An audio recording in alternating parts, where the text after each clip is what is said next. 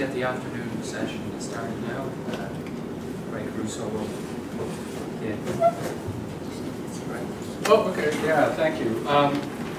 Like many speakers before, I just want to thank Ivan and the organizers. It's been a wonderful couple days, and I really have enjoyed it, so thank you for putting this together and for inviting me.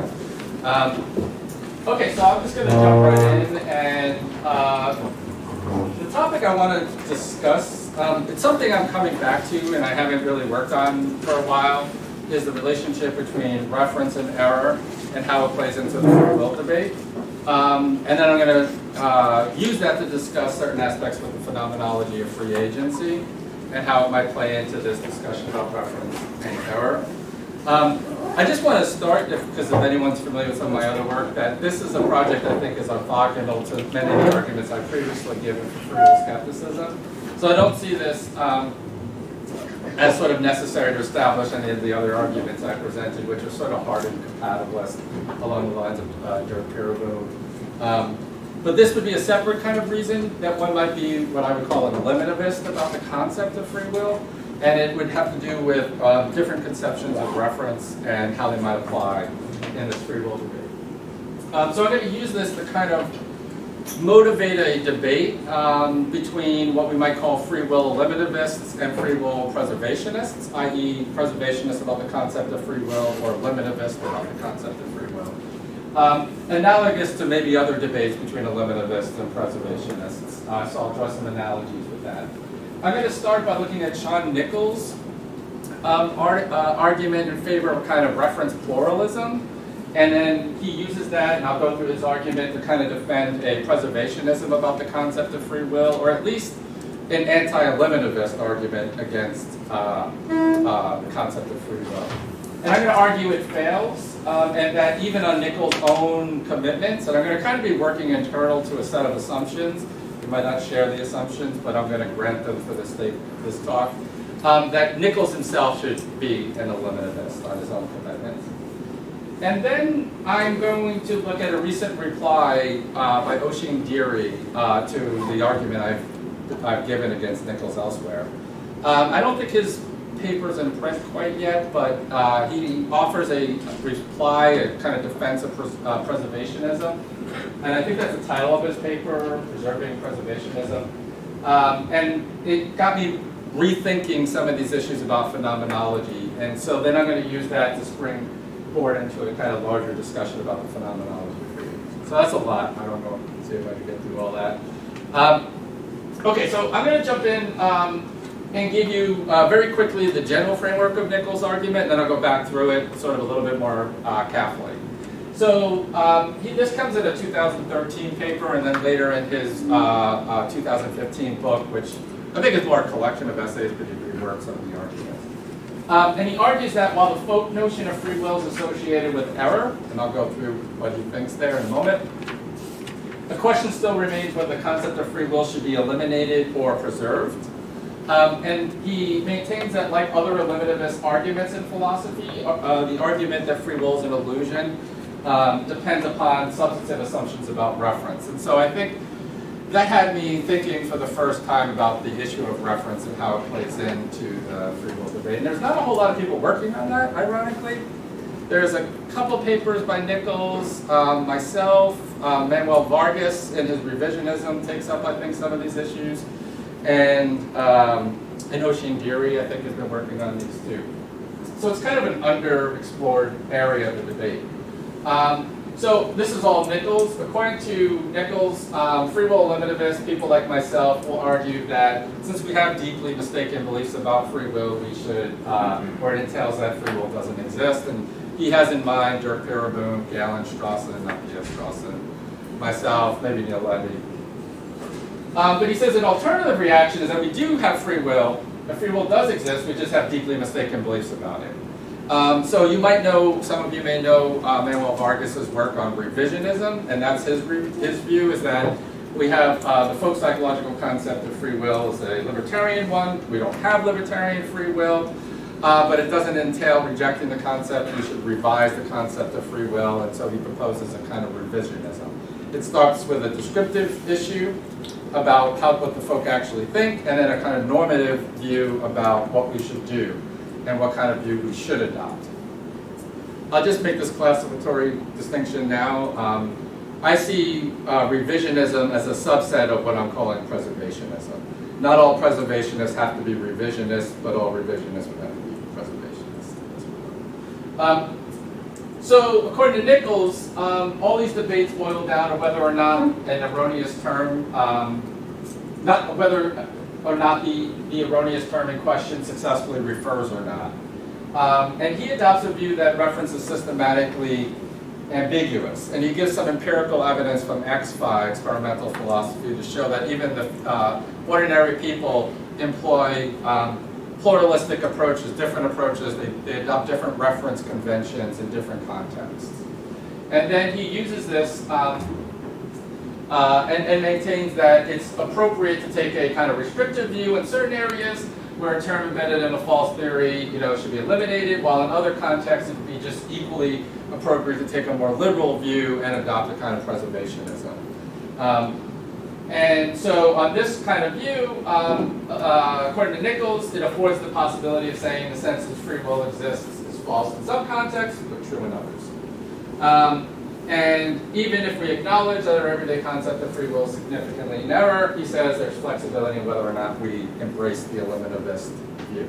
Okay, so that's the general view, but I'll go back now very quickly. Oh, I'll just say what my thesis is.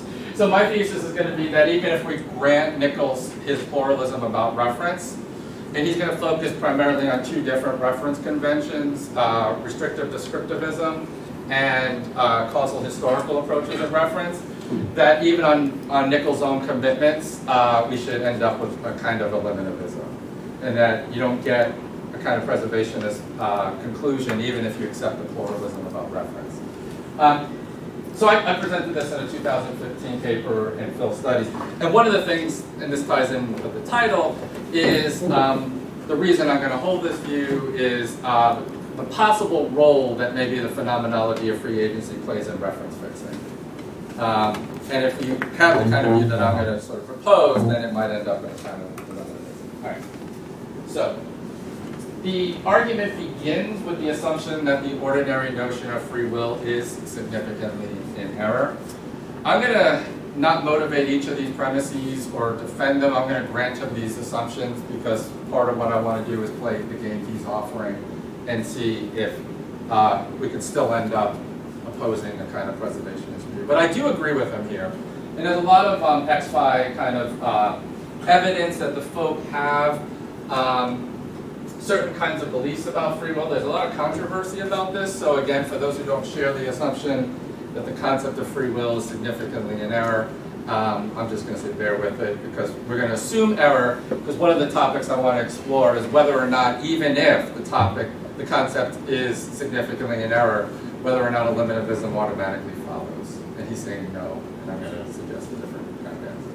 So there's converging evidence, for example, that the folk believe that free will presupposes indeterminism. There's a number of studies, I mentioned just a few of them there. There's a new one that's forthcoming, it's not even out yet, by Thomas Nettelhofer, where he just, once again, sort of explored folk psychological intuitions and concludes that the folk are natural libertarians in this regard, and then we're going to assume kind of the falsity of libertarianism. Sorry, we're going to assume this for the sake of this conversation. Nichols in 2016, for example, found evidence indicating that we imagine ourselves to be agents with genuine, metaphysically robust alternative possibilities available to us, and both himself and some of these findings with Nettelhofer also combined suggest that the folk don't think of this in a conditional sense, they think of this in a non-conditional, unconditional way in which the ability to do otherwise is inconsistent with free will. Okay, so there's this kind of what we might call the incompatibilist intuition or the libertarian intuition, but also an indeterminist intuition. So Nichols in a 2007 study presents adults with questionnaires describing a deterministic universe A and an indeterministic universe B. There's comprehension questions and there's checks and balances to make sure they understand the descriptions of the universes. And what he finds is about 90% of the participants, the vast majority, you ask them which universe do you think our universe is most like, and they claim we live in an indeterminist universe. And they also seem to believe that in the determinist universe, which I think was universe A, agents would not be fully morally responsible. So they seem to both believe that we live in an indeterminist universe, that indeterminism is true, and that determinism is inconsistent with moral responsibility. And there seems to be cross-cultural support for this. So Sarkisyan et al. Found in participants drawn from the US, Hong Kong, India, and China that they share this so-called indeterminist intuition, i.e. They believe our universe is indeterministic and that moral responsibility is not compatible with determinism. This will be relevant later. Deary et al., and this, the et al. Includes Nichols, seem to suggest that the folk also think the phenomenology, their judgments of free agency are incompatible with the truth of determinism. So the way they experience their own actions are described in a sense that could not be accurate if determinism were true. Okay? There's a lot more I won't go into, and there are debates about some of the folk psychological literature, like Thomas Nettelhofer has proposed some compatibilist readings of the folk. But there's a difference, I think, between whether the folk think free will and determinism are compatible and whether they think determinism is actually true or whether we live in a deterministic universe. And there's also some suggestion that the folk are a free will either way hold a kind of free will either way view, which is they tend to be libertarians, they tend to think the universe is indeterministic, that determinism is incompatible with free will and moral responsibility. But in conditions where you describe a deterministic universe and you ask can agents be responsible in these cases where maybe you have a very descriptive account of a bad act, a criminal act, a harmful act, they tend to go compatibilist. But it might be either they are just sort of free will either way kind of intuitions, that maybe what you might call theory light. They don't have very robust metaphysics about the world. Push comes to shove, they're kind of indeterminists and compatibilists. But they are easily kind of moved just to preserve moral responsibility. There's also some evidence that the folk are primarily concerned with protecting and preserving the ability to blame and punish. And that's actually driving the intuitions about free will. So any account that seems that you have to give that up, they'll just switch their accounts to preserve it. But generally speaking, they seem to be incompatibilist and indeterminist. That's quick, just a quick comment. By indeterminism, do you mean just the falsity of determinism? Yeah, and yeah, so they describe, I thought I was just saying yes to that right now. So here's a quote from Nichols in the beginning of this essay that I'm dealing with. He says, "A growing body of empirical evidence indicates that people think their choices aren't determined, and it's not just they don't have the belief that choices are determined, rather they positively think that their choices are not determined. And this belief is implicated in thoughts about free will. For instance, when presented with a description of a deterministic universe, most participants say that in that universe, people don't have free will. And he says this provides reason to think that the everyday conception of free will is not compatible with determinism." So if we combine those intuitions with an assumption, there's going to be a lot of assumptions in this book, that either determinism is true or that just libertarianism is false. Nichols himself assumes the truth of determinism for the sake of exploring error, folk psychological error, which is really what we're going to be discussing. You can easily get this kind of error theory on Harding compatibilism, which is a kind of view that would say whether determinism is true or indeterminism is true, we still lack free will. But I'm just going to go with the easier way of thinking about it. Assume that the folk think you can't be free in a deterministic universe and determinism is true.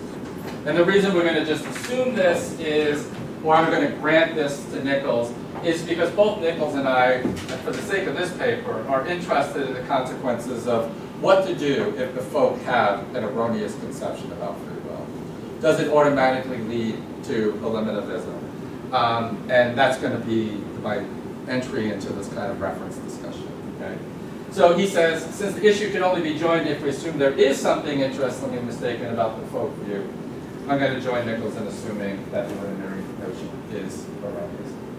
Okay, so Now one may think the deck is so kind of thoroughly stacked against free will that it just trivially follows that it doesn't exist. But this is where I think Nichols is at his most original, and this is what got me thinking about reference. He points out, I think quite correctly, that it's not always clear that we should adopt eliminativism for theoretical terms embedded in false theories. And the history of science, scientific concepts, the history of even ordinary concepts like whales and witches indicate that sometimes we revise our concepts, like we thought a significant component of the concept of whale was that it was a fish. It turned out that that whales were not fish. We didn't eliminate the concept whale, we revised it.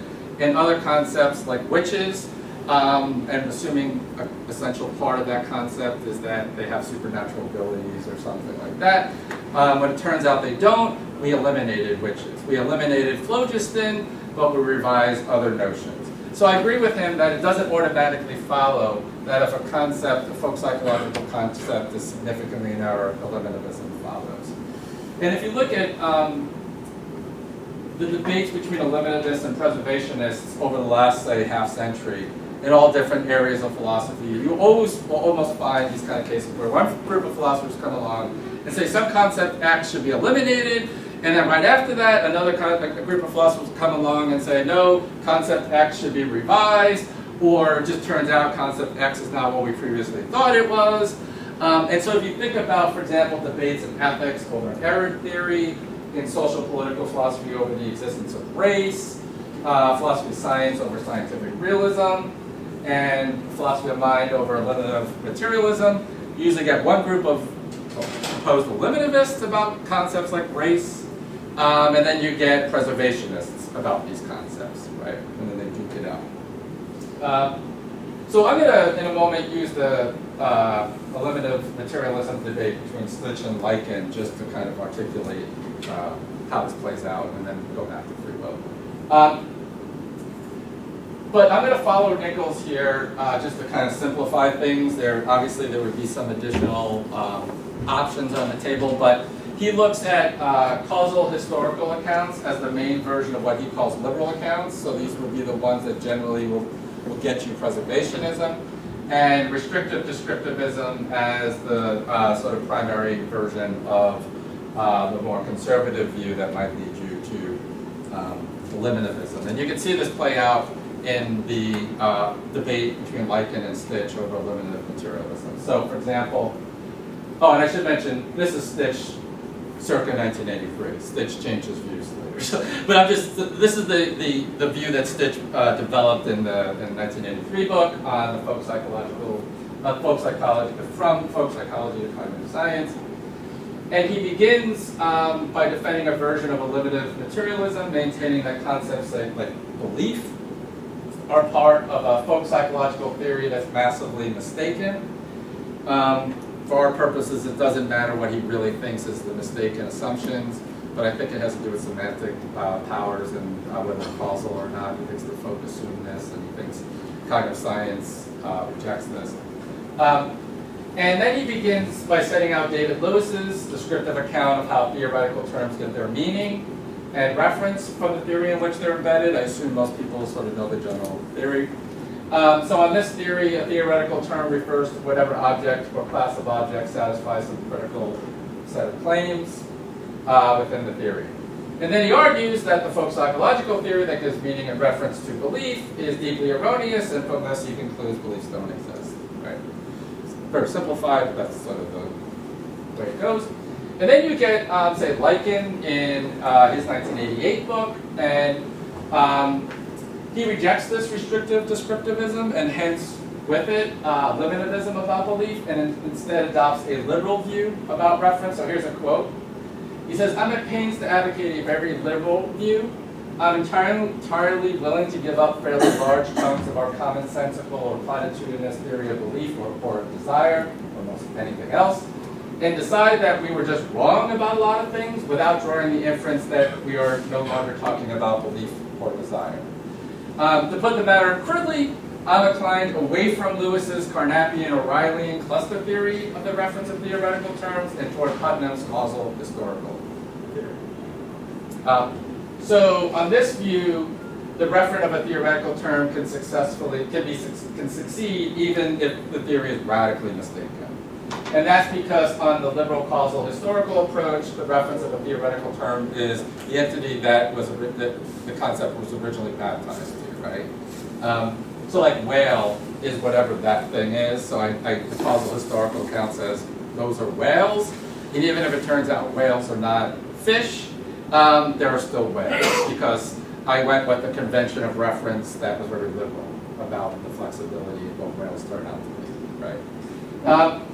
So since the term continues to refer to the entity or kind that was baptized at the end of this causal historical chain of transmission, and this is the way Nichols puts it, people can have massive misconceptions about the objects that their terms or concepts refer to. So we were just mistaken about what free will was, let's say. So now he argues that we can view the free will debate, especially the debate between eliminativists and preservationists, as similarly a debate over which kind of reference fixing convention we should adopt. Okay?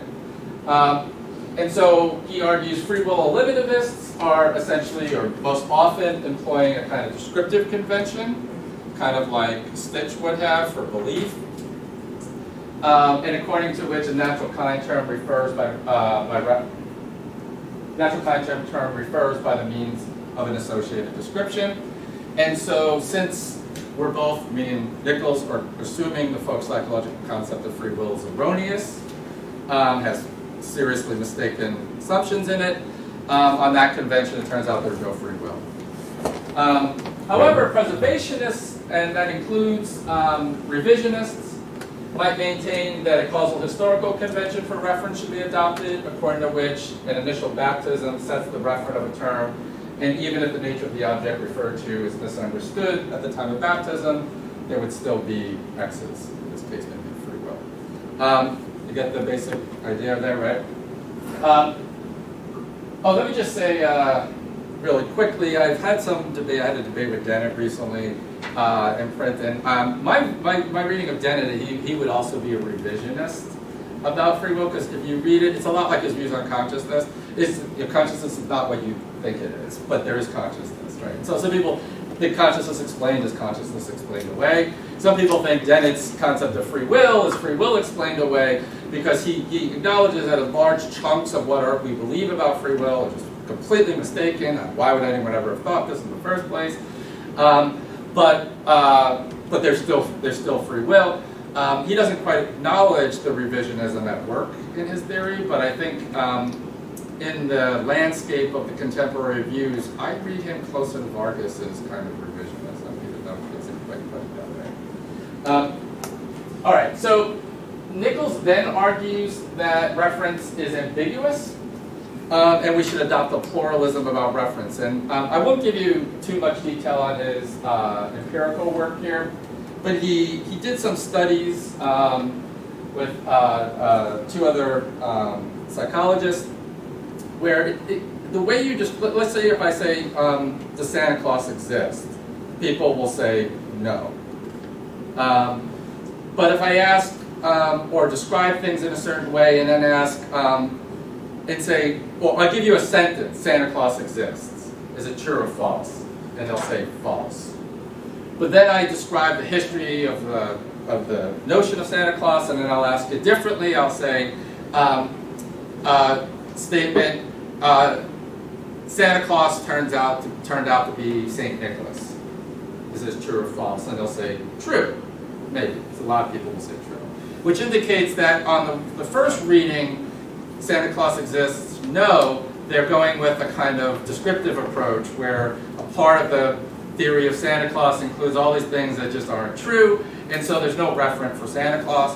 But if you say Santa Claus is St. Nicholas, they'll say yes, which seems to indicate that maybe they're adopting a kind of causal historical approach, where maybe the baptism of the concept of Santa Claus was that guy, St. Nicholas.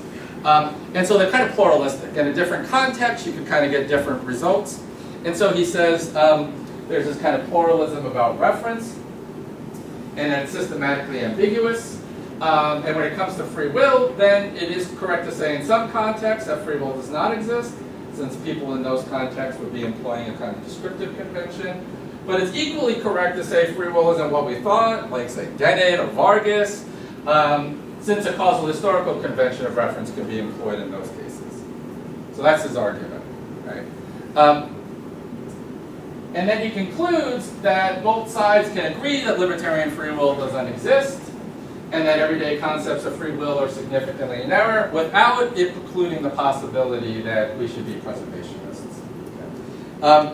I should add, I'm not going to go into the other parts of his theory, but he also adopts a kind of, what's the term he uses?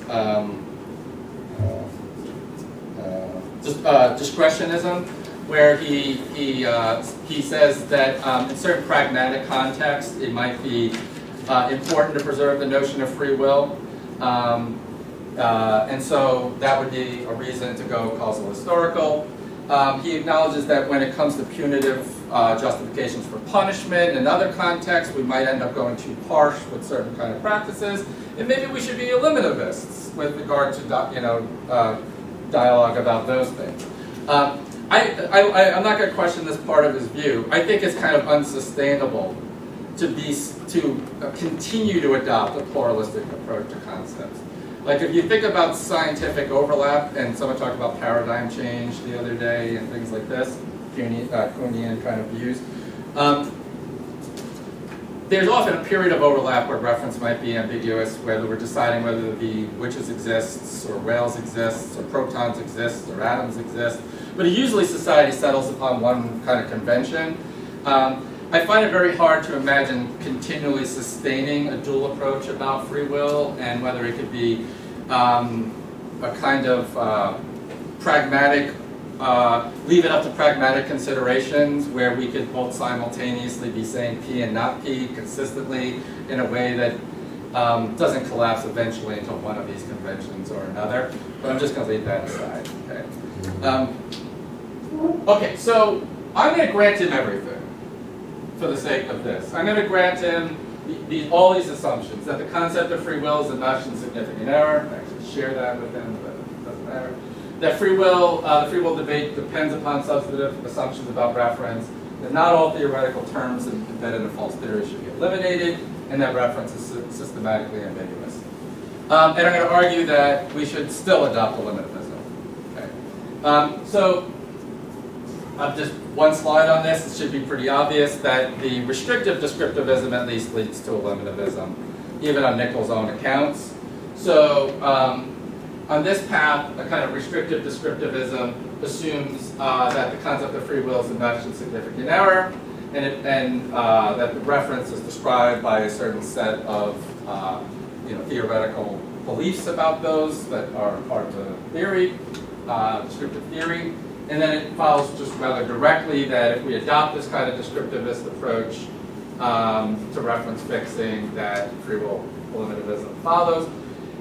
Nichols agrees with this, so I'm not going to spend much time on it. And you might doubt the assumptions. You may doubt that folks' psychological beliefs are mistaken. You may doubt certain, but I'm assuming this one goes easily eliminativist. What I'm more interested in is whether the causal historical approach, like he suggests, can get us preservationism. And I think it depends on how we conceive of the initial baptism. And ironically, Nichols is silent about this. He doesn't give us any theory of how the baptism takes place.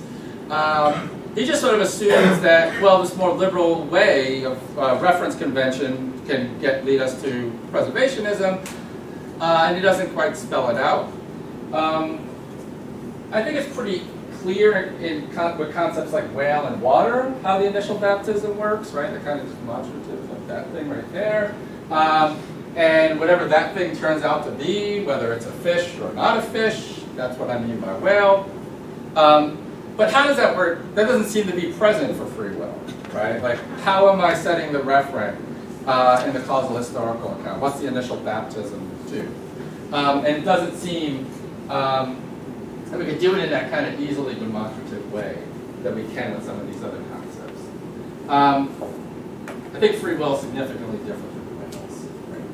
Right? So here's my suggestion, and I don't know if it's right, but I think that it seems prima facie plausible to think that the concept of free will was originally baptized in a causal historical story that appeals, at least in some significant way, to our first-person experience of agency.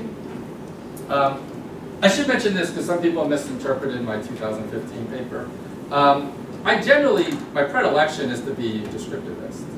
I think Dirk is a descriptivist, and so generally I think eliminativism would be easy on that approach. But what I want to do is play this game of what if you took this other convention. And I'm trying to figure out what's the best candidate for the initial baptism.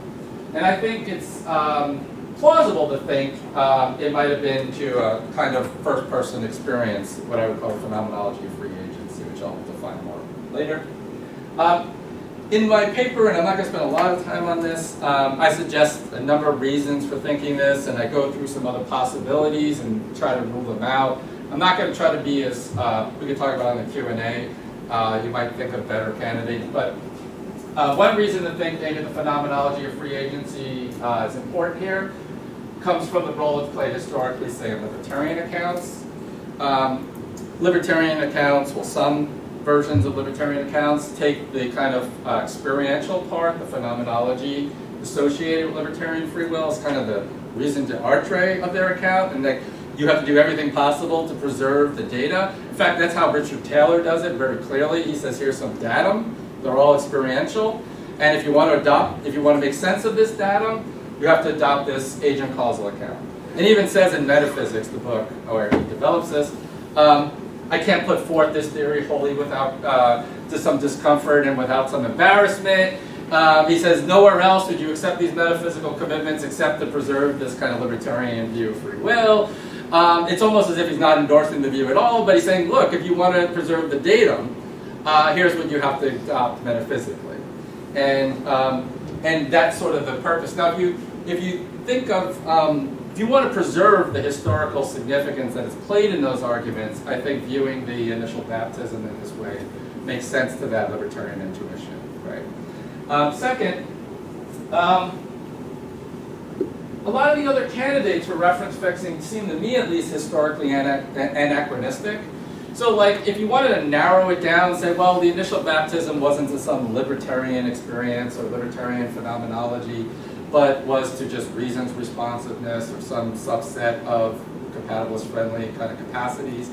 I imagine that's possible, but I also think the concept of free will extends back to pre-scientific, pre-theoretical worldviews, where it seems to me kind of stretching at least my credulity to think that it would just narrowly be limited to that part of the reference fixing aspect. That when you even look at developmental stuff, Paul Bloom, Descartes' baby, children seem to have libertarian assumptions about free will. They seem to maybe presuppose dualism in some concepts. They might, some evidence that they might even be agent causal theorists pre-theoretically.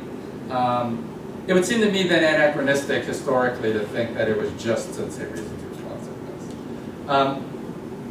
You could go external and say that maybe the reference is fixed to some cultural practices associated with punishment or reward or blame.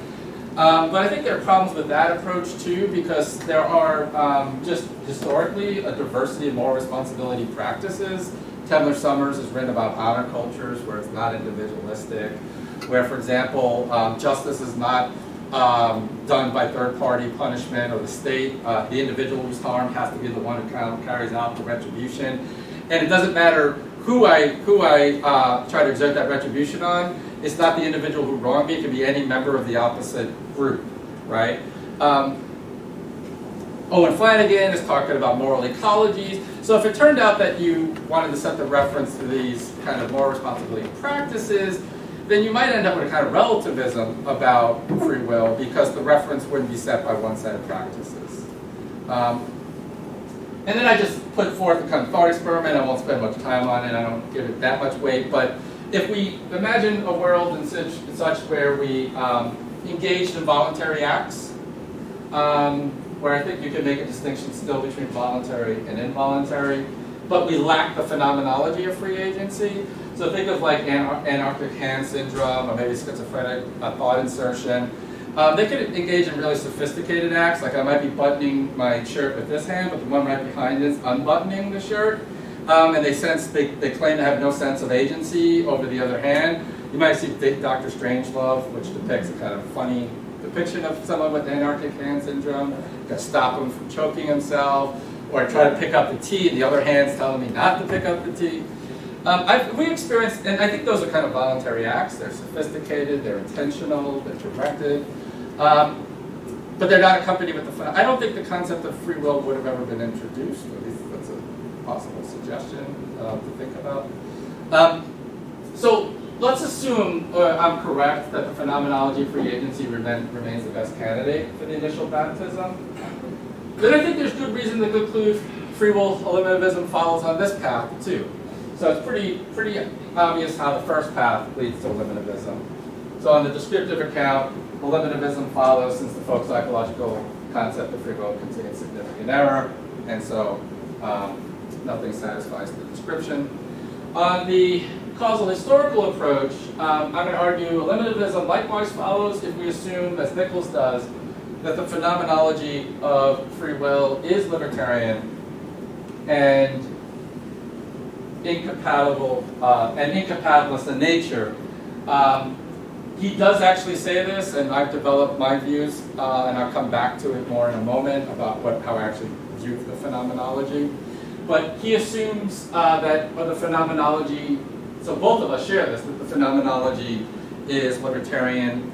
The way people experience their actions would be inconsistent with the truth of determinism. And then on his own assumption that we lack libertarian free will, and his assumption that we're assuming, at least for the sake of this conversation, determinism is true, well then that would also be, it would also turn out that our first person experience of free will is illusory. Hence, if the initial baptism was to the phenomenology of free agency, and on Nichols' own set of commitments, the phenomenology is illusory, right? The conclusion Nichols himself would be led to on his own set of assumptions, once again arrive at a value of reference.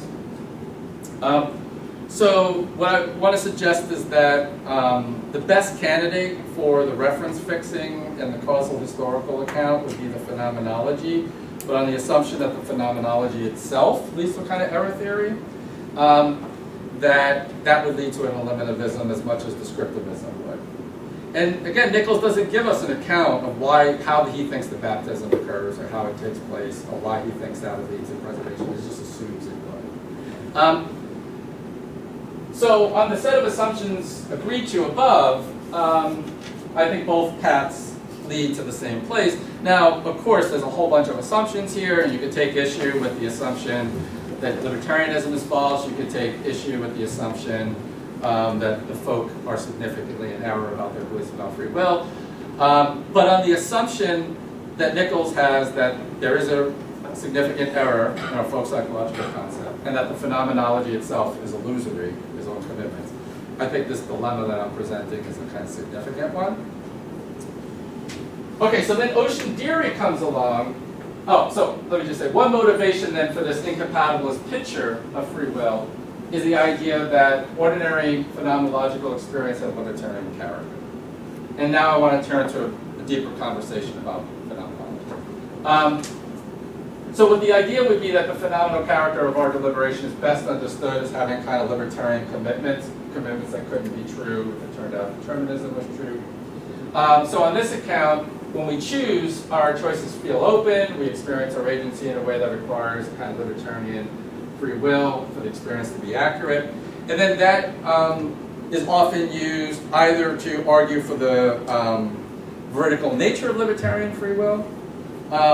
Of course, that's not the only argument libertarians give, but there are some really primitive, I think, bad arguments that amount to really not much more than I feel myself free, therefore I am free. There are sort of introspective arguments for libertarian free will. Those I think just don't follow, but I do share with them the assumptions about how we experience our actions. Or you could say this is how we experience our actions. The phenomenology is mistaken, therefore we don't have free will, right? So again, you got to kind of go either way. And so Ocean Deary comes along, and he's now responding to the argument I just introduced, and he argues that, okay, the phenomenological experience he agrees is libertarian.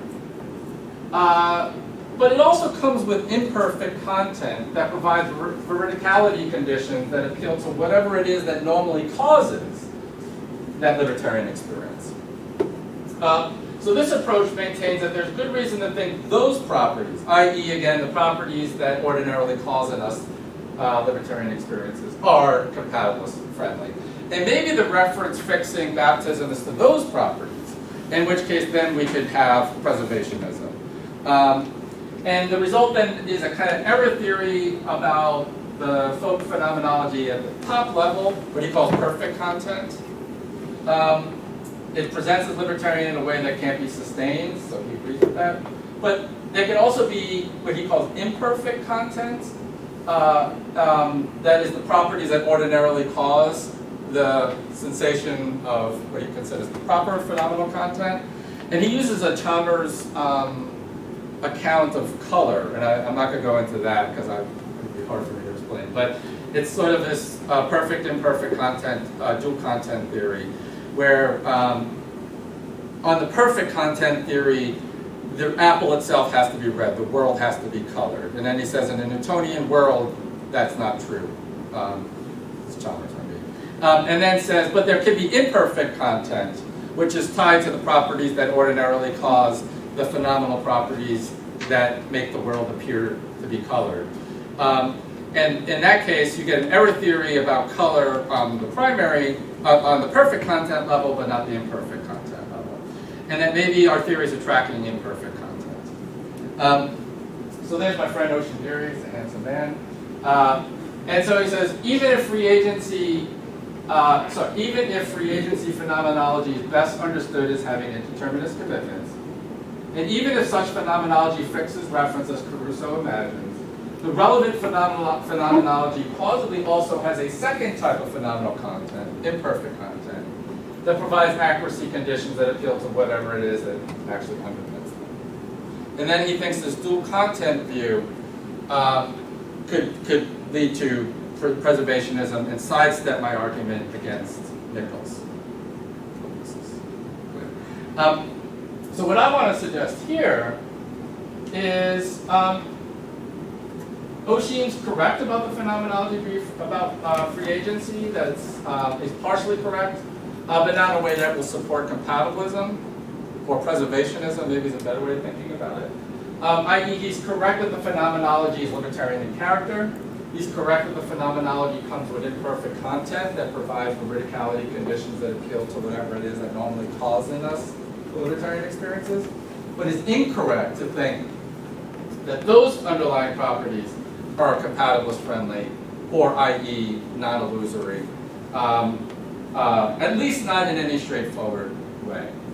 So now I'm going to appeal to some of my older work to bring it into this conversation. And I may have a little bit of hand waving here because I can't do full justice to this account, but I'll give you a sense of it. In my first book on free will and consciousness, I argued that our subjective feeling of freedom, as reflected in the first-person phenomenology of free agency, is created by certain aspects of consciousness. And I'm going to primarily focus on three aspects of consciousness. So I agree with Ocean in this regard. I don't think the phenomenology of free agency is brute. I'm not even sure if there is something that is sort of just purely the phenomenology of free will. But what I want to suggest is that the phenomenology of free agency is made up or is the byproduct of various aspects of consciousness. So I'm reducing the phenomenology to more phenomenology. And I'm going to say the phenomenological features that give rise to the phenomenology of free agency. There's good reason to think we should adopt error theory on those properties, in which case we have again a failure of reference. So here's my suggestion. Oh, and I want to say this too, okay? I haven't defined what I mean here. Phenomenology of free agency. When people write about this, they mean lots of different things. You have a great paper on this where I think you identify 6 possible things people might mean by the phenomenology of agency. I think the literature is wrought with different conceptions. But when Ocean writes about it, when lots of people talk about it in the context of free will, they usually focus on only one. two. They never focus on the multiple components that make up this phenomenology. So Oshin, for the most part, focuses on the phenomenology of feeling indeterminate, undetermined. But I don't think that's in itself all of the phenomenology of free agencies. That might be the phenomenology of freedom. Of agency, you need something positive, not just the absence of feeling determined. You need an actual sense of agency. So I think it's a complex phenomenology of free agency, and that you have to account whatever theory you're going to propose, whether veridical, illusory. If you're going to offer an account of the phenomenology of free agency, there's a number of things you have to account for. And I'm going to suggest that any theory that doesn't at least address these three features would not be a complete account. There might be more. I'm not suggesting that these are the only three features of consciousness that make up the experience of free agency, but I think that these are all necessary aspects. And they may not seem obvious at first, but I'll go through them. So there's the apparent transparency and infallibility of consciousness. The feeling that we have immediate, direct, and infallible access to our own mental states. I'll qualify this a bit in a moment. Especially those involving conscious deliberation, choice, and action. I'll go through each of them in a moment, so I'll just go fast now. The second is a little weird, and I have a little hard time even myself settling on how I want to describe it, so maybe you can help me. I'm open to suggestions here. That it's the feeling that our intentional states arise spontaneously, and are causally undetermined, or are caused by only the agent. In contrast, say, with sensory states that are experienced as caused by states of the world. So I'm going to call this the asymmetry principle, because I think there's an asymmetry between how we experience sensory states and intentional states. I'll come back to that asymmetry, but I think any account that doesn't try to explain the asymmetry isn't giving a full account.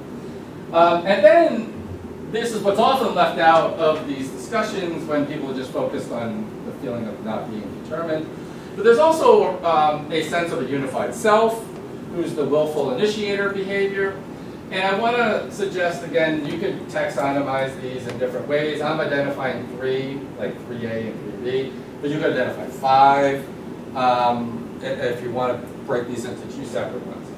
So I think there's a sense of self-generation, which is often in the literature called a sense of authorship, a sense of being the willful initiator of an action. And there's a separate sense of ownership, and I say separate because they can come apart. They do come apart in various dissociative disorders. And that's a sense that it's I who am experiencing this movement or this thought. So I'm going to go through these. The first, the apparent transparency and infallibility of consciousness. From the first person point of view, I think we feel as though we have sort of transparent, infallible access to our own minds. Like, who's better to judge than me? What mental states I'm in? And by the way, I want to suggest my approach in a moment is going to not be that these are veridical, but that you have to, at a minimum, preserve the appearances. And I think there's an appearance. It was such a powerful appearance that Descartes made an essential part of his theory of mind. Like, everyone talks about Descartes' dualism, but the other key components of his view were these assumptions about infallibility or transparency. And I think that actually hurt philosophy of mind way more than even the dualism aspects of Descartes' theory. But I got to understand how Descartes came to make that a feature of his theory of mind, because from the first person perspective it does seem this way. There's actually empirical evidence from X-Fi to suggest that ordinary folks share this assumption. So Benjamin Kozuk, I know that's how you say his name, sorry, and Sean Nichols have found that the ordinary folk, while they do acknowledge the possibility that there are certain mental events, mental happenings that they're not aware of, do, however, take instances of decision formation to be available to direct introspection. So I might limit this by saying we have a sense of limited transparency and infallibility. Most people think that they're aware of the features that go into their core decision-making processes, and that's what's most relevant for free will. People might be aware, people are often quite aware that there are subpersonal processes they can't introspect. They might even acknowledge that there are certain mental processes that they can't introspect, but they generally think that they can introspect and have kind of infallible access to those that are involved in decision making. At least that's what the empirical suggests. Now, why would this be relevant? Well, I'm going to offer a thesis. So I'm going to argue that our belief in the introspective transparency and infallibility of consciousness, which I think again is supported by the phenomenology, the way we experience our mental states, coupled with a failure to introspect any deterministic process underlying our decision making, leads us to wrongly infer that we're free and causally undetermined. And so people implicitly believe that they have access to all these relevant causal processes, at least the ones involved in decision making. If people were to believe in such introspective transparency, it'd be appropriate, given the phenomenology, for them to infer they're undetermined, because if one introspects no deterministic process underlying their decision making, and they also think that if there were a deterministic process, they would introspect it, they infer that there is no deterministic process. So the suggestion is it's a belief in the introspective transparency and infallibility of consciousness, coupled with a failure to introspect any deterministic processes that leads us to assume indeterminism. Again, I want to suggest this is a necessary part, but not a sufficient part, because I think the phenomenology of free agency is more than just the feeling of not being determined, right? So you have to account for more than just this, but it's one way to account for that intuition that seemed to be supported by all that X-Y stuff I mentioned earlier, right? That people have this indeterministic intuition, etc. So if the apparent, and I say apparent because I'm going to suggest this is not true of consciousness, but it's true of experience, if the apparent immediacy, transparency, and infallibility of consciousness that leads us to assume a kind of first-person authority. Who better than me to tell you why I made this decision, because I should be privy to all the mental states that went into my decision-making. That they assume that there could be no mental causes for their actions other than the ones they're aware of. And since we don't experience the multitude of unconscious determinants at work, and we believe that we would be, given our kind of commitment to transparency, we assume there aren't any. This is not a new idea. I mean, Baron de Halbach and Spinoza had versions of this, but they didn't do it via theories of consciousness or transparency. All right. I'm not going to spend much time on this, but I think there's good reason to conclude that the apparent transparency and infallibility of consciousness is illusory. I do this all in my book, so I apologize, but I'm just trying to give you a way to respond to Oshin, so I'm not going to do full justice. But I think almost all cognitive scientists, most psychologists, social psychologists now acknowledge, and there's, replication issues and all that, but the literature on automaticity, on situationism, on the adaptive unconscious, most cognitive scientists now acknowledge that the causes that move us are often less transparent to ourselves than we might assume, and in many cases diverge from the conscious reasons we provide for why we do what we do. This literature started in kind of full force with the classic article by Nisbet and Wilson. You might be familiar with the pantyhose example. It's been overused to death, but So, all right, so they did this thing in the 70s where they laid out in a supermarket department store 4 pairs of pantyhose, A, B, C, and D, and they asked women which one did you purchase and why. And they overwhelmingly choose D. And you ask them why, and they confabulate all these reasons, elasticity, comfort, durability, but it turns out they're all identical. And we have an unconscious bias to prefer things in the rightmost position, so it's a positioning effect. But the confabulation is saying, I'm choosing it because of all these reasons, where those reasons can't be the reasons because there's no differences between A, B, C, and D. And there's lots and lots of examples to this, right? So there's good reason to think the mind's not transparent and infallible. All this literature on implicit bias. So here's a good one for implicit sexism. They gave candidates 2 piles of resumes for police chief. And they made the pile A, let's say, ones in which all the male candidates for police chief had managerial skills. They had advanced degrees. And you might think what you need in a police chief of a city like New York or something like that is someone who could run a bureaucracy. And then they gave all the women beat experience. They came up through the ranks, they spent many years on the streets. And you might think what you need in a police chief is someone who came up through the police department. And then they flipped them in the second trial. They gave the women all the managerial skills and the men all the, beat experience. And it turns out the participants choose the male candidates in both cases. They just swap their rationale. Right?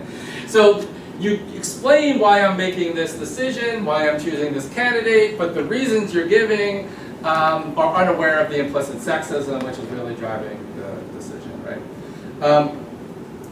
And even just the existence of unconscious mental states, right? Which Descartes thought was not possible. All mental states were conscious states for Descartes. And so the fact that we now widely acknowledge unconscious mental states acknowledges transparency to us. Okay, so that one leads to a kind of error theory. The second is the asymmetry of intentional states and sensory states. So here I mean the feeling that our intentional states either arise, again I'm kind of uncommitted how to describe this, arise spontaneously and are causally undetermined, or are determined by the agent themselves, in contrast, say, with sensory states, which we tend to experience as caused by states of the world. So from the first person point of view, we often feel that our intentional states come to us spontaneously, or at least we don't experience them as a necessary result of a deterministic chain of events. Whereas sensory states, I feel no sense of control over. Like a working perceptual system and a hand usually is sufficient to cause in me the sensation of seeing a hand. And I don't feel any sense of agency over that. I don't feel any sense of freedom over that. It feels like the perception of the sensation is caused by events outside my control. Whereas my intention, say, to turn on my desk lamp often feels to come to me in this kind of a spontaneous way or undetermined way. I'm not saying totally controlled. I don't think we feel we control them. I think we feel it like Buddhism. They appear, right? They come out of nowhere, but they appear. But that's a different phenomenology than experiencing them as caused, right?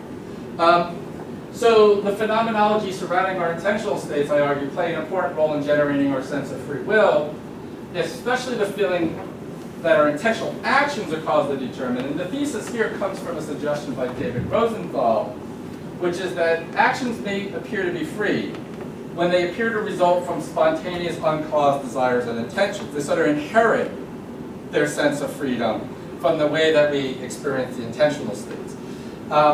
So we feel that our actions are free and uncaused, not because we experience the actions themselves as uncaused, but in part because we experience the antecedent thoughts, desires, and intentions as uncaused or arising spontaneously or caused by the agent only.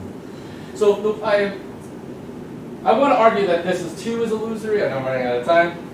And I won't be able to do full justice to it, but I'll suggest very quickly there are good reasons, and I'm not going to go into my preferred theory of consciousness here, the Hobbes theory, the higher Hobbes theory, but I'll just say, evolutionarily speaking, sensory states are monitoring states, right? They monitor either my internal or external environment. So it's very important that they represent not only the state I'm in, but quite often the cause of that state.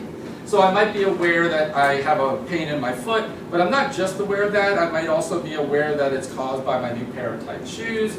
Or I might feel an internal pain or an external perception as caused by states of the world, because perceptual states, sensory states should be monitoring the world, so it's important that they represent to us in a certain way the causes along with the sensations.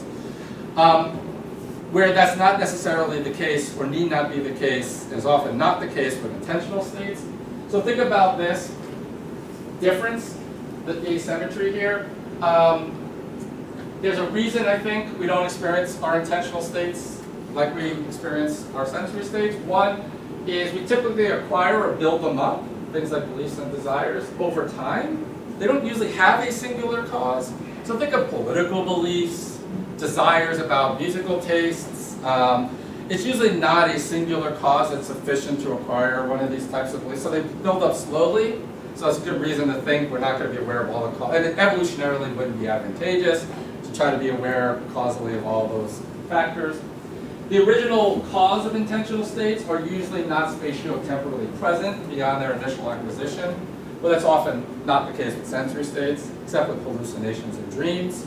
But setting those aside, usually when I have the perception of the tree, it's because the tree is physically present or spatio-temporally present. That's not the case with belief, so I might have a particular belief because my father imparted it to me as a child, but my father may not be and can no longer be spatially temporally present when I token an instance of that belief. And thirdly, all the literature from psychology and situationism and the unconscious bias stuff I just mentioned often indicates that even in the initial acquisition of a belief or a desire, we're often unaware of the triggers that caused us to acquire them in the first place. None of that seems to be true in sensory states. And so I think that there's a good reason that there's asymmetric experience, but I also think it partially accounts for the phenomenology. And I'll end with not being able to explain the illusory. Oh, can I just a couple more minutes? Let me just say this. I'm going to have to go really quick here. This is pretty important, and I feel bad that I haven't gotten enough time to do this, but these can easily come apart. So like think of anarchic hand syndrome. They feel no sense of authorship, but they often report a sense of ownership. It's my hand, I just don't feel any sense of authorship over my hand. Whereas think of people with schizophrenic thought insertion. This is a phenomenon where I say this thought that's in my stream of consciousness, it's not mine, it belongs to Fred. It's Fred's thought. It's in my head, but it's not my thought. In that sense, there's both a lack of a sense of authorship, but there's also a lack of a sense of ownership. So they can come apart in these various ways. And I think you obviously need to account for both. I think I have a different metaphysics than someone was partly discussed earlier. So I don't think there is a unified self. And I think an account could be given, I'm not going to give it now, for how these senses arise in a way that explains the phenomenology, but maintains that they're illusory and that we construct a conception of a unified self in various ways, and in part can also construct the sense both of authorship and agency. So let me end with this. Skip all this. So Ocean would say, perfect content, phenomenology appears, its mode of presentation is libertarian, but that's an error theory. And then he suggests, and he agrees with this, that the phenomenological experience has libertarian character and is presented in a way that can't be sustained on his assumptions, my assumptions, Nichols' assumptions. But then he suggests, well, maybe the phenomenology comes from imperfect content that provides veridicality conditions that appeal to whatever it is that normally cause that libertarian experience. And what I just argued was, well, wait, that libertarian phenomenology at the top level itself was caused by phenomenological aspects of consciousness that individually we have good reason to think also end in a kind of error theory. Because although it appears as if consciousness is transparent and infallible, it's not. Even it appears as if intentional states arise in uncaused ways and sensory states don't, but on the assumption of determinism, they both equally cause. It appears as if we have a unified self that stands behind our actions and is separate from or unique from or unifies or causes or initiates actions. There's maybe a good reason to think that's not true. So that itself leads and ends in a kind of error theory. So even though he suggested a way of reconciling my argument against Nichols by going kind of to the properties that might cause it, my argument is that the properties that cause libertarian phenomenology themselves lead to sort of error theory. And so, again, we should be eliminativist because here's my last slide. Restricted descriptivism leads to it, but so too does causal historical approaches. The phenomenology is libertarian in nature, but on the assumption we lack it, it's illusory. Our libertarian feeling of freedom, as reflected in the first-person phenomenology, is an illusion, I argue, created by certain aspects of consciousness, but the features of consciousness that normally cause it themselves result in a kind of error theory. So, error theory, failure of reference, both paths lead to eliminativism. Thank you. Yeah, let's see. So briefly, I think two points. So one is, I think you're making a mistake about the way that David Lewis's apparatus is supposed to be used. And second, I'll amplify shortly. And second point is, I wonder how you are going to avoid contradicting yourself in your eliminativism. So,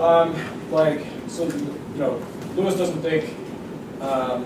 So the story in how to find theoretical terms is not like here's a higher order property that the meaning is required to have, and that we speak meaninglessly unless exactly one thing that's a higher order property. It's like rather there can be ambiguity if there are many things. Yeah. And then but then if nothing does, there must be many perfect satisfiers. So like that's the lesson of how to speak with colors.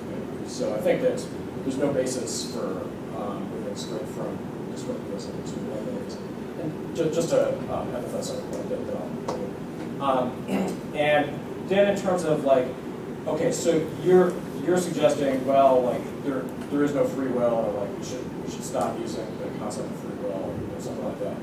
But it may be, but you're a member of the folk as well as a philosopher. So as a member of the folk, you still have the folk beliefs. Or to put it less flippantly, I'm not clear what you think the folk beliefs consist in, such that you are in a ready position to abandon them just by having written down an article in which they're false. I mean, what if they consist in the various phenomenologies that you've highlighted, or what if they consist in something that's a little bit less unlikely to be found anywhere in the world, something like requirements of practical rationality. Yeah. So then, like, whenever you act, you have to presuppose that there's free will, but then you also announce it in criticism. It makes no sense to speak while simultaneously explaining things. So. Yeah, so I'll start, I guess I'm going in order here. I agree with that about Lewis. So I was just granting that because Nichols says that path leads to eliminativism. I agree with you that it would only lead to eliminativism understood in a certain way as descriptivism. It would have to be very restrictive descriptivism. And there would have to be serious error, not just a singular kind of assumption about indeterminism. You could perhaps work a preservationist approach even on the descriptive path. Right, so I was working all internally to his commitments there because I just wanted to take his suggested preservationist But for path. us, much more Nichols. Right. So those would have to be a separate argument that I'm not, Right. The second thing is, that all is stuff I've worked on in my other work, and I think that's really all very important. This was all about reference and it's orthogonal to my main issues. I'll just say very quickly about that. I do think my theoretical commitments have modified my practices to some extent, and I think there's evidence to suggest that that's possible. But one way of thinking about it is through the Straussonian reactive attitudes and, say, P.F. Strausson's view. So I distinguish between narrow and wide profile reactive attitudes. So narrow reactive attitudes would be something like someone seriously injures a loved one, my daughter, my wife. I may not be capable of not experiencing certain reactive attitudes that presuppose free will, presuppose basic desire. I'm not saying that that is true, actually. I mean, some Buddhists can argue that they can not experience those in the same way, but I'm not a Buddhist monk, so I don't know if I'm above that. But I'm not sure that that really entails much because the issues that I'm primarily concerned with in my other work are more important with the wide profile reactive attitudes, and those are the ones that give the reactive attitudes justificatory power and say justifying criminal justice policy, justifying punitive or retributive approaches to criminal action. I think we could acknowledge the irrationality of those on the wide level and not give them the justificatory power and change our practices, all on theoretical kind of commitments, but that doesn't mean in the interpersonal exchange where I'm individually harmed or something, I may not still feel like an aspect of. But I think that's still a very important distinction and maybe significant enough for many of the things I care about. I mean, I didn't say anything about reactive attitudes. No, but I'm using it as an analogy in terms of like having to assume, the truth of a kind of view on free will in my daily actions, right? I was thinking and one of those actions would me as a person. Every time I make a decision, I thereby presuppose that I was free in making it. Yeah, I don't think that's true. I don't think it has to be true. Okay. And I think there I are, think that's true. yeah, I don't. And I think that we might be presupposing what free will is differently here, because I think I could preserve distinctions between agency, autonomy, degrees of reason's responsiveness, but none of that's relevant for preserved for me. So I could acknowledge those aspects that are playing in, but not, yeah, give up on this. Mr. Stewart? Yeah, I wanted to ask Greg about an assumption that I think maybe you share with lots of people who write about the phenomenology of agency that's always kind of seemed a bit weird to me, which is that the phenomenology of agency is kind of exclusively first person. So you ask yourself the question, how does it feel when I'm doing something? Whereas it kind of seems to me that it's also, you know, second and third person. That when I watch others, talk to others, my way of perceiving them is suffused with the, you know, the idea that they are agents, that, you know, that they are authors of actions, all that stuff. It's really right there in the kind of perception. So that it isn't just first person, it suffuses the world in a certain way. And it always seems weird to me that stuff on the phenomenology of agency is just kind of in this moment of decision Yeah. kind of. I just wanted to ask what you thought about that. I think that I could make room for that, and it doesn't change. Yeah, I don't Because I think think it does you could get to that aspect of agency that we impart to others in that way, but from this kind of account of how it arises in ourselves, maybe. So it's a little bit like the other minds problem, right? Like it might be that we model our conception of other minds on our own experiential. Like so, there could be different ideas, but I'm not even sure that that's phenomenological purely. It more as possibly theoretic or theoretic light, where I think we assume. Yeah, I think you're right about this. Even children watching dots on a screen moving about will take something like Dennett's intentional stance, will impart agency to the dots, they'll describe their actions in gentle terms. And we might even do this of inanimate objects, right? And you know, Dennett talks about why there might even be good evolutionary reasons, better to have false positives than false negatives. So when the sound, snow falls off the awning and the dog jumps up and barks, better to assume that there might be something that's trying to kill me and that there's an agent there than to not, right? So he says we have a kind of hyperactive agency detector, and that he gives this as a kind of way to breaking the spell to how you get to certain things about God and stuff like this. But I think that's true phenomenologically. I think you're right about that. But that might be a secondary story that would have to be told, and I haven't told it, but I don't know if it undermines focusing at least on this aspect of phenomenology. But I agree with you that there would be more to the phenomenology than just the first person perspective. So I'm not trying to say that. I even admit that in a lot of, I haven't written that much about it in the book, that I don't mean for this to be exhaustive by any means. Yeah, I mean, I guess the way I think of it, our attribution of agency to ourselves and to others comes along together, Yeah. has the same kind of basically cognitive reason given. You know, this is how we Yeah, I'm just trying to determine how much of it is Fixed up cognitive this and way. non-cognitive, and how much of it is about other things like assumptions about responsibility or desire to blame that Yeah, is driving it. Because there is indication, for example, where you give people, you manipulate their desire to punish, like egregious acts or something, and people will attribute more free will when there's a higher desire to punish and less free will. They'll modify control based on how much punishment they want to dole out. There's also an asymmetry between, so when I act immorally, people tend to give excusatory explanations. They attribute it to bad luck or situational factors. With someone else, they impart more agency to them because of the desire to want to blame them. But when other people act praiseworthy, they tend to attribute that to matters of luck. And they don't deserve the praise, but with my own actions, they attribute more control and more agency. So there is this difference in how we judge other actions, and it's also highly driven by a desire for praise, blame, punishment, and reward. So there's a well-established asymmetry there between how we assess control and agency of others based on really our preferences and our desires to want to praise or blame or punish or reward them.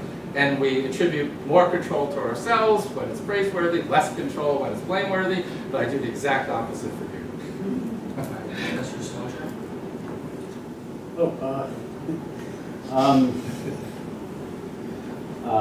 Yeah, I had a similar thought to Bench, but let me just follow up a bit in a different way. I didn't quite follow why, if you really are assuming the causal historical view in the way that Nichols is assuming it to be, then you end up with an eliminativist view. Because I took a bit on that view, something like you fix the reference in the term free will by saying it's the cause of this phenomenology or something. Well, he doesn't even bring in phenomenology. I realise that, so that was the Yeah. proposal you were Yeah. discussing. And then what you said is, but the cause of this phenomenology is something to do with some series of mistakes that people make about consciousness or something, or typical ways of taking our conscious experiences. But then it should follow from those two premises that that's what free will is on this theory. The apparent transparency, the apparent asymmetry, the apparent unity of free self. will is that which causes blah blah. Right. And then your premise is That's what free will is on this view. but it also leads to an error theory. No, why? Because that free will exists. It's those things. It's just not the way we thought it was. Yes, it's like it. Yeah. It's just very different from what we thought it was. I mean, that's an absurd thing to say, but that's a consequence of that Right, version right. of the causal descriptivism. Yeah. So, so this doesn't follow because you think these distinctive causes could all be illusory, could all be misleading, could all be predicated on false. The appearances of consciousness could all be mistaken, but it's still referencing whatever it is. Well, if free will is that which produces blah, Yeah, I guess whatever it is that produces blah is free will. what I was trying to suggest is that Deary thinks that whatever those properties are compatibilist friendly, and I'm not sure they are because It's the illusion itself that gets the status of being the reference of free will. It's those false beliefs that we have that are allegedly found in the But it might phenomenon. not Oh no, be it may be the causes descriptivism of then? those beliefs. It's unclear. yeah, how because far then down that's a the kind of chain it is. descriptivism too, right? Because what I'm afraid of is that you might be taking the phenomenology to give content to the descriptive aspect No. rather than fixing No, you can it. just think of it as take strictly the causal historical Yeah. approach. So we're saying, what is the causal explanation of why we have this concept, free will? And there are different ways of spelling out what you were saying in response to that idea. One is to say, it's just the phenomenology. That's the only salient uniform cause.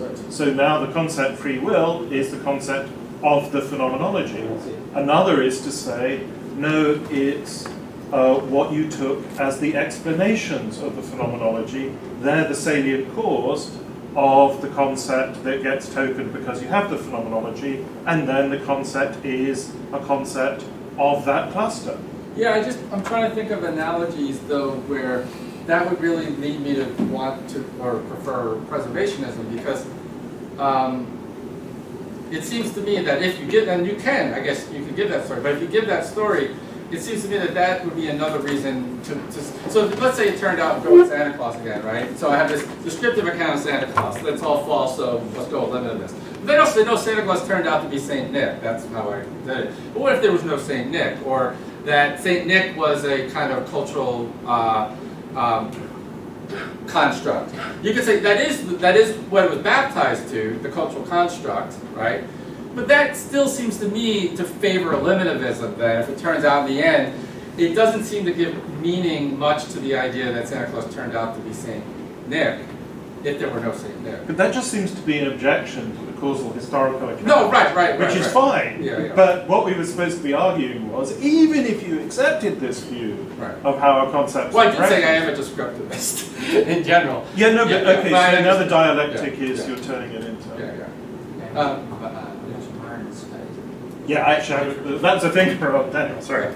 So my question is, you talk of the phenomenology of free agency.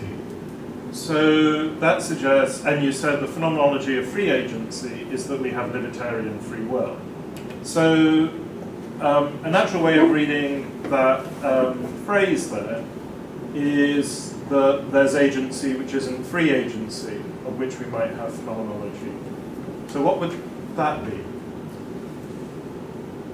I do think you can have, well, it depends on how you want to cash out agency. I do think you can have intentional action that's purposeful, guided by, that doesn't feel free. So like Daniel Wegner has all these cases of automatisms, where you might describe them as engaged in very gentle acts, carrying out very sophisticated actions, not ones that are just subsystems or automatic processes, but like just take, for example, Kenneth Parks, who apparently, the story goes, was asleep on his couch, got up, got in his car, in a state of somnambulation, drives to his in-laws' house, kills his mother-in-law, stabs to death his mother-in-law, strangles and stabs 20 times his father-in-law. You know, those are very sophisticated acts, driving a car, not running into things. On certain readings of agency, you might say there's a kind of agency there, but not the feeling of freedom. But I'm not sure if you would describe those cases as such. No, I don't know. I wonder what the I mean, Yeah. because standardly, when you're in the situation of allowing we're talking about agency, and you contrast free agency, what it gets contrasted with is coerced agency. But it would be odd then to emphasize free agency as that which would lead to committing to libertarianism, because coerced agency is likewise consistent with libertarianism. So it would be unclear why the experience of being coerced in one's action Because I don't think would the undermine opposite is coerced agency. So I don't know. Right. So, Yeah, but yeah, that's yeah. why I asked why the contrast, what the contrast was supposed to be. Yeah. Free agency. So, for many people, they'll think what you're saying is just the phenomenology of agency. So, they'll think any of the cases. I mean, when you wake up in the morning and you go through an automatic routine, I find myself, or a long-distance truck driver, or I find myself making my cup of coffee, and I feel maybe a sense of agency. But if I pause and reflect, I didn't feel that I did any of it freely, or Right, but then why is that nonetheless you have a phenomenology of agency? Plenty of people have a category of agency. Well, right. So in which, if things are just reflex behavior, I think that then comes from. then it's wait, just a second. If something is reflex behavior, then although in a certain notion of agency it's agentive because the agent is acting, it's not counted as agency in the sense they want to talk about. Now, it's consistent with this that there are some actions which are in fact agency, but the subject is ignorant from just going through the activity whether it should count as agency or not. That wouldn't say that it has a phenomenology of non-free agency. Yeah. It would be lacking the phenomenology that you're interested in. So that doesn't show that we need a category of phenomenology of free agency. We just need a phenomenology of agency, and admit that maybe there are some actions for which there isn't the phenomenology of agency. Well, I'm not sure, just because of cases where, and I didn't get into I had skipped the kind of more meaty version of the two different types of unity. I do think that there could be cases where I'm trying to think of. That's a good question. All right, yeah. Thanks, Greg. So I am sympathetic to your view that Ocean's response does not work, but I actually don't think you really appreciate the model he's coming from, and in particular, I think that's why you think that his version is a version of the version within that paper is a version of a causal historical account. Yeah. But in fact, Chalmers' view is slightly different. So Chalmers is, so let me put it in the free will kind of case. It can be something like this.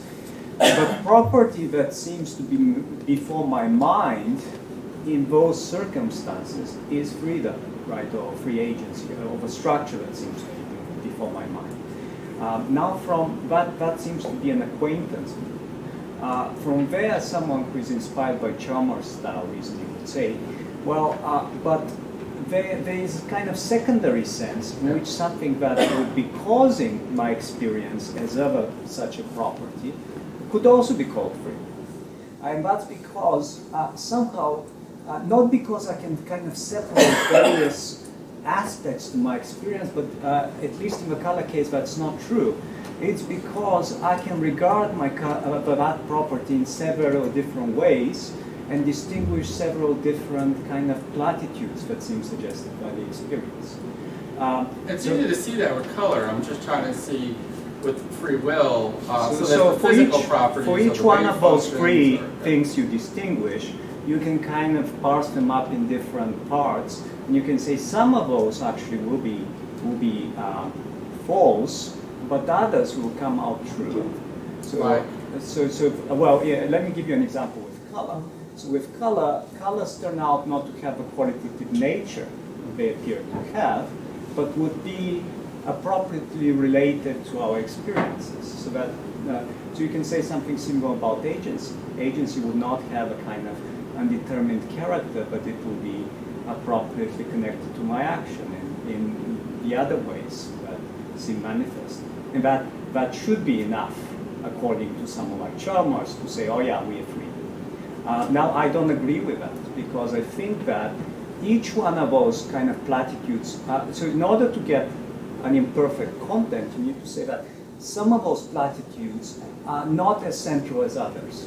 And I think basically the platitudes to get rid of are especially central in the case of this phenomenology. So I think the reason why we should resist this movement is because to get to this secondary contents, you need to get rid of really the central platitudes that are suggested by the phenomenology. And I think that should be sympathetic to you. Well, thank you. Yeah, no, that's helpful. I mean, yeah, maybe that'll put it up there. Yeah. I mean, he has two different papers, and I think you're thinking of the natural kind paper. No, I'm thinking about Chalmers style paper. Oh, the one, okay, Yeah. yeah. Okay, Tom, we don't have time for a question. Asking okay, got it. Thank you, Professor.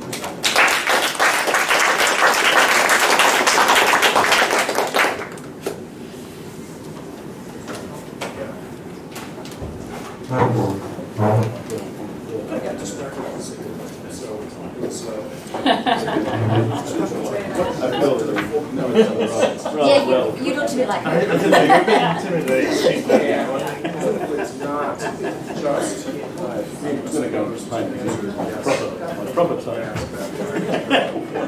Oh, I agree, yeah, so I think it's real complicated trying to. I mean, just to like, so it's like, and if it's something that's more deep-seated with them, then in its objects of it, then it's itself rooted out to that like a area. Yeah, so the part of the would not be anything to do with the, and they would not be predicated on the anyway, right? So they're normal. Yeah. And so that would be how I prefer to do it. Yeah, in terms of this, how does that work with the reference? No, I mean, Which is that bigger question about free will. No. It's that the folk believe that they're free. Well, I guess the question So was what we the other used to thing be the is. folk. So we at least used to believe that we were free. So what about us was it that made it, in virtue of which we believe we were free? Have we relevantly changed? It's so nice to see you. It's great to see you. Do those things. I would like that. That would be great. Yeah, I look forward to it. I love In it. denying that we're free, in denying that we're free, the philosopher contradicts himself. That's right.